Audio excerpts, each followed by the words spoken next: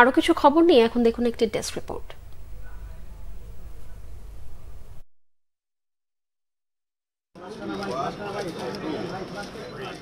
রাজধানীর ইন্টারকন্টিনেন্টাল হোটেলে US trade শোতে রিমার খারলানের স্টল উদ্বোধন করেছেন প্রধানমন্ত্রীর বেসরকারি শিল্প ও বিনিয়োগ বিষয়ক উপদেষ্টা সালমান এফ রহমান।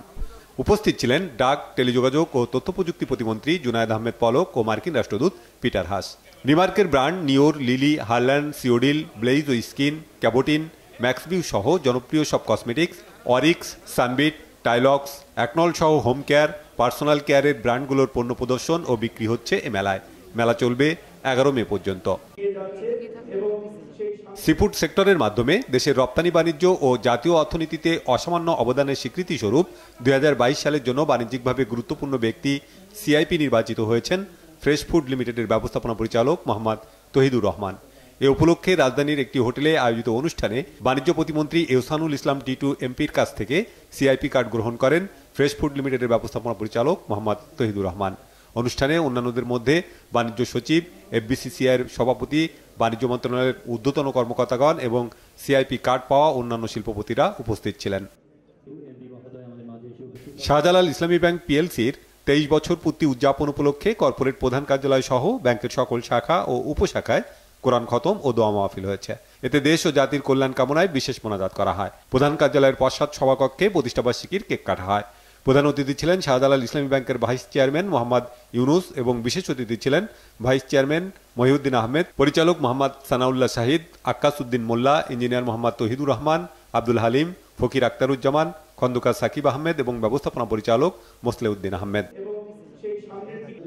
তৈরি পোশাক, নিট, বস্ত্রশিল্প খাতে ও দেশের রপ্তানি বাণিজ্যে বিশেষ অবদানের স্বীকৃতি স্বরূপ সিআইপি নির্বাচিত হয়েছেন লিবার্টি নিটওয়ার্ড লিমিটেডের ব্যবস্থাপনা পরিচালক ইঞ্জিনিয়ার মোহাম্মদ শামসুজ্জামান।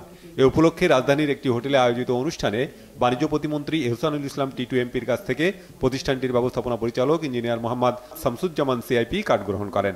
মাইক্রোফাইবার গ্রুপের সহযোগী প্রতিষ্ঠান লিবার্টি নিটওয়ার্ড লিমিটেড কর্মসংস্থান সৃষ্টি সহ জাতীয় অর্থনীতিতে গুরুত্বপূর্ণ ভূমিকা পালন করে আসছে। গাজায় ইসরায়েলি হামলার প্রতিবাদ ও স্বাধীন ফিলিস্তিন রাষ্ট্রের দাবির প্রতি সংহতি জানিয়ে র্যালি ও মানববন্ধন করেছে Bangladesh university of health sciences BUHS এর শিক্ষার্থীরা। বিশ্ববিদ্যালয় ক্যাম্পাস সংলগ্ন দারুস সালাম রোডে এ কর্মসূচি পালন করেন তারা। বিশ্ববিদ্যালয়ের উপাচার্য অধ্যাপক ডাক্তার ফরিদুল আলমের নেতৃত্বে বিশ্ববিদ্যালয়ের ডিন, রেজিস্ট্রার, প্রক্টর, শিক্ষক ও শিক্ষার্থীরা এতে অংশ নেন। সকল আগ্রাসনের তীব্র নিন্দা জানিয়ে অবিলম্বে ইসরায়েলি অভিযান বন্ধের আহ্বান জানান বক্তারা। দেশের রপ্তানি বাণিজ্যে ও তৈরি পোশাক, নিট, বস্ত্র শিল্প খাতে বিশেষ অবদানের স্বীকৃতি স্বরূপ 2022 সালের জন্য সিআইপি নির্বাচিত হয়েছেন নিটওয়ার্ড লিমিটেডের ব্যবস্থাপনা পরিচালক মোহাম্মদ মফিজুল ইসলাম। বাণিজ্য প্রতিমন্ত্রী এহসানুল ইসলাম টিটু এমপির কাছ থেকে প্রতিষ্ঠানটির ব্যবস্থাপনা পরিচালক মোহাম্মদ মফিজুল ইসলাম সিআইপি কার্ড গ্রহণ করেন। নিটওয়ার্ড লিমিটেড দেশের অর্থনীতিতে গুরুত্বপূর্ণ ভূমিকা পালন করে আসছে।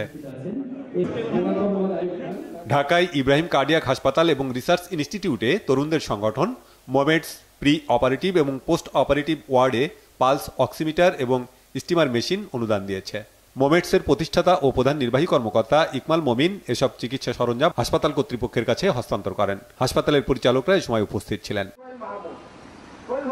বিড়ির ওপর থেকে শুল্ক ও অগ্রিম আয়কর প্রত্যাহার এবং শ্রমিকদের মজুরি বৃদ্ধি সহ 5 দফা দাবিতে বগুড়ায় বিড়ি শ্রমিকরা মানববন্ধন করেছে।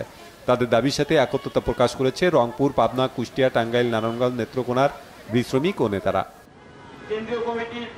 কেন্দ্রীয় বিএনপির পল্লী উন্নয়ন বিষয়ক সম্পাদক ও পঞ্চগড় জেলা বিএনপির সদস্য সচিব ফরাদ হোসেন আজাদ অভিযোগ করেছেন, উপজেলা নির্বাচন নিয়ে তার বক্তব্যের একটি অংশ সুপার এডিট করে প্রচার করা হয়েছে।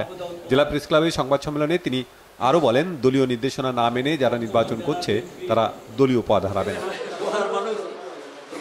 ফেসবুকে মিথ্যা তথ্য ও ভুয়া কন্টেন্ট প্রচার করে মানহানির অভিযোগ এনে এর প্রতিবাদে সংবাদ সম্মেলন করেছেন নীলফামারী কলেজ ছাত্র কাজল মিয়া। দুপুরে সৈয়দপুর উপজেলার বানিয়াপাড়া চৌধুরী বাজারে সংবাদ সম্মেলনে প্রতারক চক্রের শাস্তির দাবি জানান তিনি। Banglavision news desk.